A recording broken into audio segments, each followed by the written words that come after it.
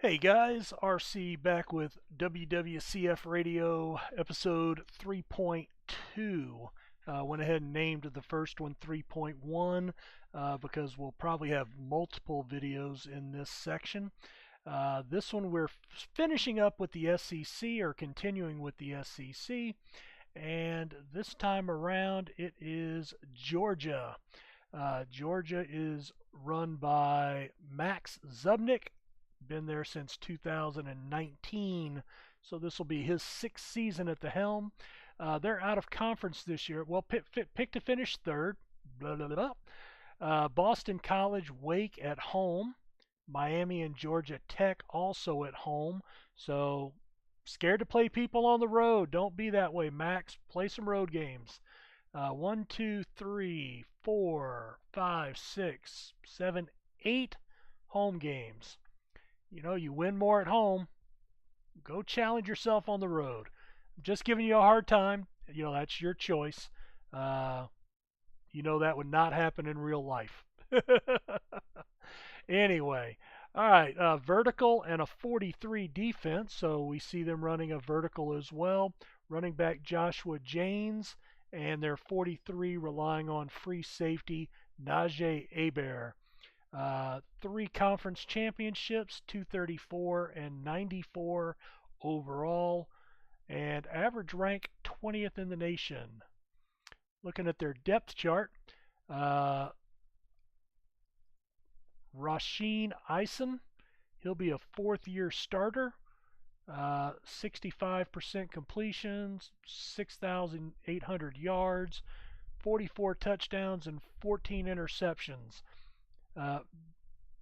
Darren says that's a good half season for his guy up at Maryland. I remember when I used to have backfields that looked like this. I don't have any position that looks like that anymore. I guess because all these guys are coming to Georgia now. I would run the wishbone if the wishbone worked in this game, which it doesn't, so don't try it. Still, running a vertical, I would expect to still see a lot of passes to your running back. You know, that's if you're splitting that up 3 ways. Let's see. Yeah, I mean that's 100. I mean, that's about 130 receptions combined. So that is a full season of receptions. So a lot of utilization out of the backfield. As good as his running backs are, I'm really surprised to see that much of a discrepancy in his receivers. Now Mitchell's got an 8, but everything else is 5s and 6. Tight end appears to be another key point. Solid offensive line. Does have some decent depth, too deep in case of injury. Over on the defensive side of the ball,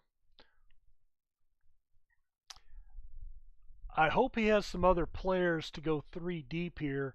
Because I thought you had to have 4 defensive ends in the game, or it wouldn't let you do that. This is one of the so I'm assuming there's somebody else. And when he sets the AI, if you only go 2 deep in the first and they both get injured, that's where we have a lot of crashes when we run the sims. So we always please we beg to try to be 3 deep at every position if you can. But he's got the same guy more on both, so that tells me he only has 3 defensive ends. I'm not going to go look at his roster. Just a heads up, if you guys are putting your lineups in, try to be 3 deep at every position, because the last thing you want to have happen is run a sim and have somebody's game stop it and then have to rerun it and then have all the results change. And we know from firsthand experience the results are very rarely the same. So it's really an unfair thing for teams that win with a good export, and a team that causes a crash may win their game and cause 20 other teams to have their decisions flip around. So not saying that that's done, because as we saw in the other one, I don't think these have all been updated, because we saw that one team I looked at had a vacancy on special teams. So If you're like me, you haven't even touched your depth chart at this point, so we may not even be looking at accurate information. But it's all I have to go off of right now. Linebacker looks really strong. His outside, he goes all the way down to a third deep, so really good there. Abear off there in the secondary. Webster's not going to be bad either, and he's got one really strong corner. Werfel, Whiting, not as good, but hopefully will be serviceable enough to stand up against some of the passing attacks. So Florida, Georgia, did we do? No, we haven't done Ole Miss yet. All right, let's go take a look at Ole Miss. If I can find them. There they are. They just don't call them Ole Miss in the game. Contend for the national title, finish in the top 5 in the country, projected to win the SEC. West Coast offense, running back Richard Harvin, a 3-4 defense, free safety Michael Adamson. At UNLV, Nevada at home, at Missouri, and Houston at home. So we see a good split, 2-2 and out of conference. No national titles, 2 conference titles, 232 and 97 lifetime. They've been a model of consistency under Matt for sure. Menifee, he started as a sophomore, got benched last year, and now he's back starting, it looks like, as a senior.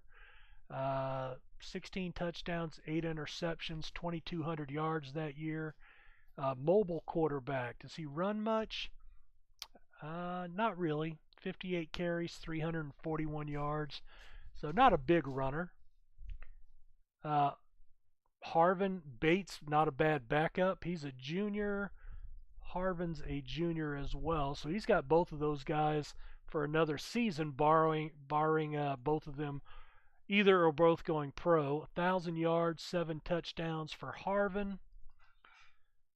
400 yards and 2 touchdowns for Bates. Pretty solid pair of starting receivers. We do see a little drop off, although they have really good potential, so that's just a development thing that they probably need another year or two of spring ball. Pittman, Gunn, so very deep at tight end. Again, what we've seen in all these other SEC teams, very strong across the O-line. Not as good as Florida's, but some potential there. Just as good as Georgia's. Walker, Singh, a 10, Conklin, a 9. So 2 deep at every position. Definitely nothing wrong with the offensive line. We've got Jackson and Boren at right end and the backup end. Very high potential, but not quite ready, I don't think, for this year. But they're going to have to play anyway. Simmons, again, just a developmental thing.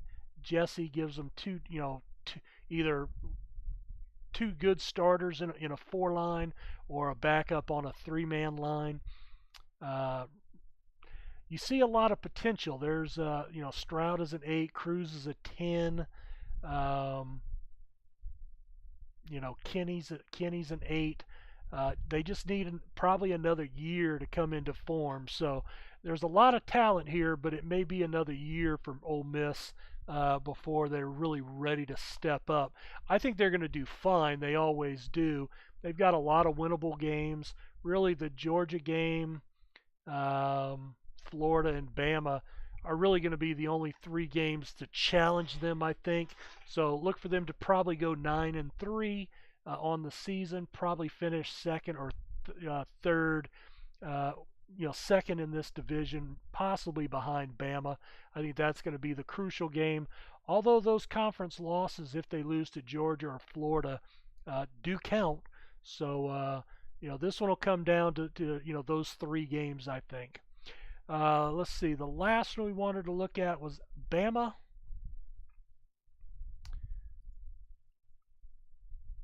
Bama is run by Tim Sanders, Sandman. Team info, 2 conference titles, 220 and 114. Top 25 average program over the life of the sim, so after 25 years. Balanced offense, quarterback DeAndre Prather, a 43 with strong safety Chevis McMcElhenney. That's a good Southern name. Must have recruited that kid out of Louisiana, I would think. Depth chart. Very similar to my situation, just doesn't have the quarterback to really be the threat. So I'm going to reevaluate.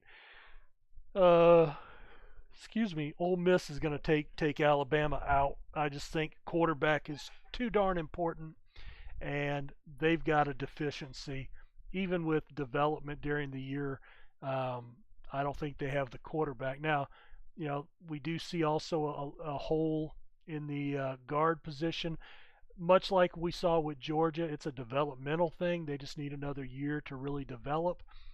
We are pretty solid, not as not what we saw with Florida, but certainly 3 4-star running backs and another one behind them. So really 4 deep at running back. Solid receivers. Prather's a senior, did not start last year. Barnes, a redshirt freshman, and Collette, a redshirt sophomore. So basically, we've got 2 guys that have never thrown a college pass, and 1 guy that's got a 42.6% completion last year, although he had a 5-to-1 touchdown to interception ratio. Bear with me here. I'm going to publish this video up real quick. Alright, so that gets the first episode up for you guys. And I will note that on the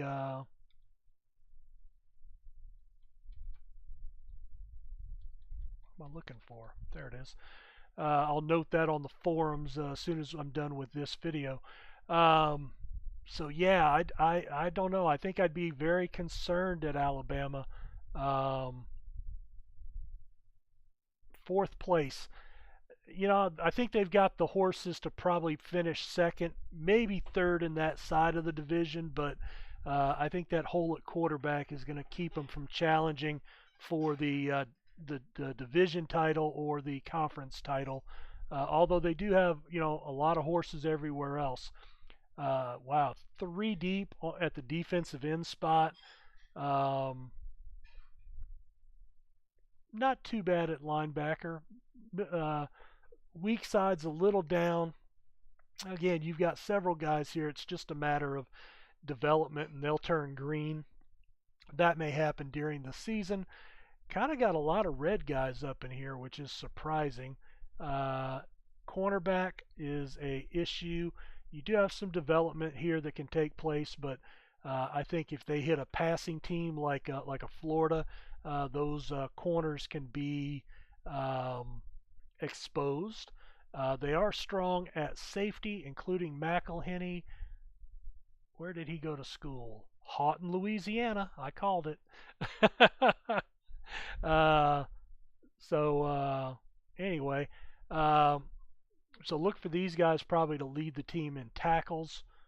They'll get a few sacks, but not many. I wonder how many sacks the SEC actually gives up. We've seen what most of a lot of the top tier defensive lines look like, so I would think you probably don't give up a lot. All right, let's see. Where are we going to move to? SEC. All right, let's go over to the Pac 12. All right, over there we've got, let's go look at the game first. Oh, no, we can actually look at that here. Pac 12 is Cal. That's ASU Rob from what I remember. They're picked to finish 2nd. Oregon 1st. That's beats, pretty sure. Oregon State picked to finish 8th. Stanford in 5th. Washington in 6th. And San Jose State, recently promoted, moves up into that division with a 59 prestige. And oh, I forgot to look and see. They are picked to finish 7th. Over on the other side, we've got BYU picked to finish 11th. Utah, 4th.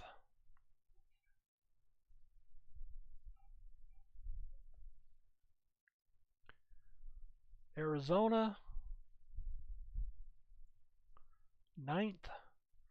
Arizona State, 10th. UCLA, 12th. UCLA was up for discussion for relegation recently and probably need to be moved down just to give them the chance to rebound and get competitive again. I think staying in the Pac 12 is going to just continue to hurt them till we're forced to take them out, and they're 10 points worse than they are now. But, that is what it is. So let's see if we look at the coaches over there. So we've got Bondra, Scott Carrington at Arizona State, ASU Rob at Cal, Beats at Oregon, Ron Ridgway at Stanford, Roderick McCants at UCLA, Marcus Kay, most known for his stints with Cal at USC, and Rick Sullivan at Utah. Scott Curtis, relatively new coach with Washington. So I hope Scott's enjoying his time in the WWCF so far. Marcus has come back, but he was here previously. And he's doing a bang-up job at Southern Cal. So let's take a look at these 4 teams, or at least start on them. We will start off with, there's Cal right at the top. All right, so they are picked to finish 2nd, 325 and 56, 5 national championships. Average ranking over 25 seasons is 7th. He doesn't shy away from competition, let me tell you. Opening at home against Maryland, South Carolina, Cincinnati. 1, 2, 3, 4, 5, 6, 7, 8, 9, 10. All right, so we've got another team in here somewhere.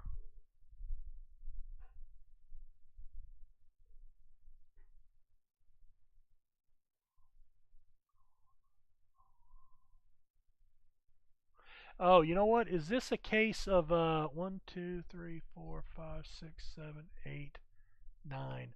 Oh, this is a case of the real lives where the Pac 12 plays 9 conference games instead of 8. At least I guess that's what's going on, because they only have 3 out of conference, and Maryland and Cincinnati both top 15 programs, and then South Carolina, and 2 of those on the road. So kudos to Rob for, he doesn't shirk trying to schedule quality games. Run and gun, quarterback Tony Watson in the offense, a 43 with linebacker Zach Byrne on the defensive side. Taking a look at their depth chart. Rob, I officially hate you. I would take your 4th string or 3rd string quarterback in a heartbeat at Michigan or Texas, because I don't have anybody that is remotely that good at either school. And that's why, because teams like yours are literally recruiting them all and signing them all, much like Tech signed 2 5-stars this year. We'll probably see a change here. I would guess that Young might get a little more playing time, but Ames is a true freshman coming in. Number 6 running back, number 19 in the nation. So that may be what garners him some playing time. At least 1 good receiver on both sides. 3 deep at tight end. Really good across the O-line. He's got some depth behind there with some development guys, Humphrey, Henson, and even 3 and 4 deep. Boy, you love to see that. That's kind of what I go for. Is I want at least 3-star guys down here, and just sometimes I get them and sometimes I don't. Unfortunately, the last few years have hurt me badly in my depth because I've had to put so much effort into trying to get quarterbacks, and I still don't get any. That I burned 40 scholarship offers, and then when none of those come through at quarterback, I've lost all the other players too. So this year, I've actually in my other league where we're recruiting, I'm actually just kind of taking a different approach where I'm just going to recruit one or two, and if I get them, great. If I don't, I'm going to assume I would have lost all of them anyway, and I'm going to focus on rebuilding my depth. And I probably need to do that here in the WWCF as well. Anyway, so you got to like what you see here. Uh, Very strong offensive line, and yeah, go out and kill his first string quarterback, and somebody just as good, if not better, is coming in, and you could do that for weeks. So, and by the time the fourth string would get hurt and have to leave, probably the first string guy would be back from his injury anyway. So, I think he's going to have a great year this year. Uh, Defensive line all the way across. Uh, Little light at defensive tackle. Did he say he was playing a 4-3? I might have gone a 3-4 here, but hey, it doesn't hurt. But he's four solid, but unfortunately, he's got no depth behind him at no in the middle at tackle. So some injuries in the middle of that defensive line could cause some problems. Still has some depth on the edges. Linebacker, Byrne is going to be really good, but the two outside backers, he's got a lot of quality. Certainly has quality. Just they need to develop, and probably a lot of these guys are very young. I mean, freshmen, sophomore, so probably another year, 2 years for some of these guys, and he'll have a very solid linebacker core. Three solid safeties. Perez is another guy with some development. We'll give him another good safety. Claiborne and Edwards at safeties. Kruger as well. Some other guys, Clark and Carpenter. And Stewart, all development guys that will come up. Very solid defense, so you got to like what you see there with Cal. Let's go over to Oregon next.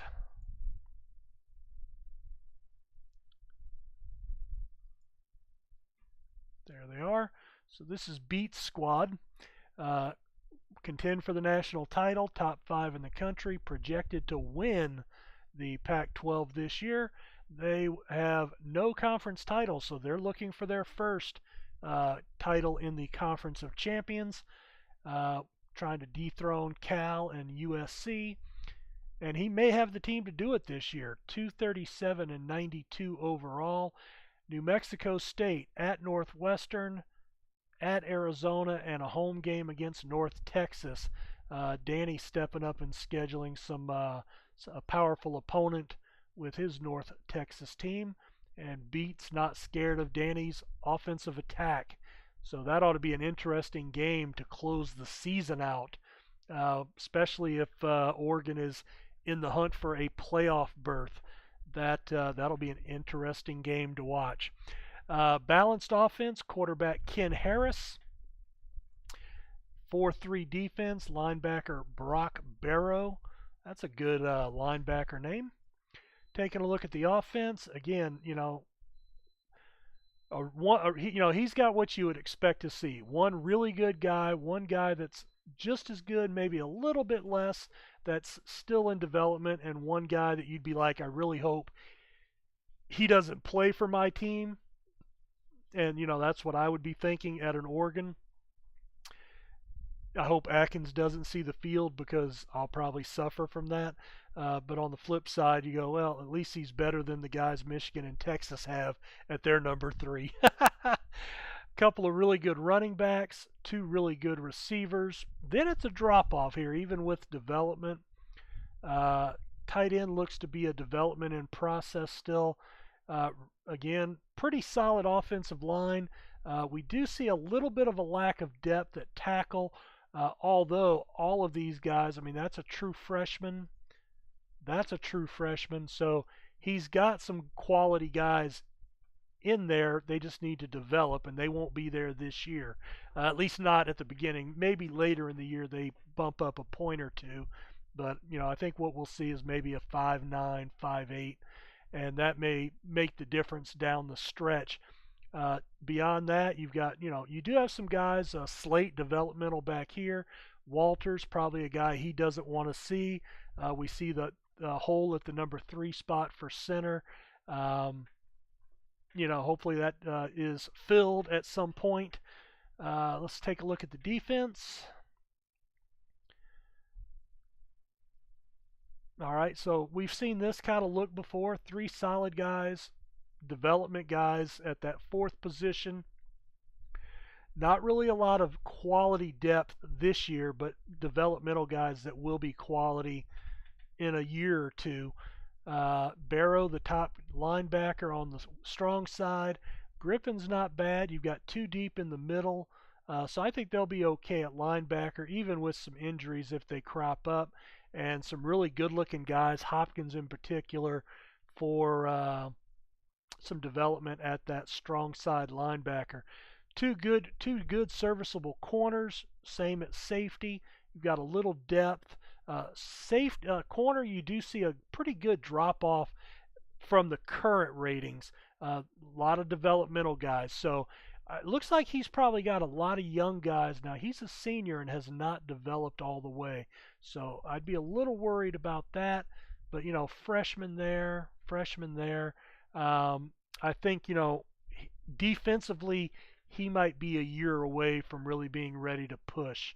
It's going to be a matter, can Harris carry them this year? And that's going to be the thing he needs to figure out. Irby's a sophomore, so Harris is going to have one shot to get it done this year. His 3rd year as a full-time starter. I don't know. The defense there worries me just a little bit. We'll have to see. All right, we're going to go ahead and put a cut right here. We will come back with USC and Utah in the next episode. And from there, we will move into the Mountain West Conference. And I'll get to talk about myself a little bit maybe. All right, well, hey, thanks for taking a look at this video, and we'll see you next time. Take care.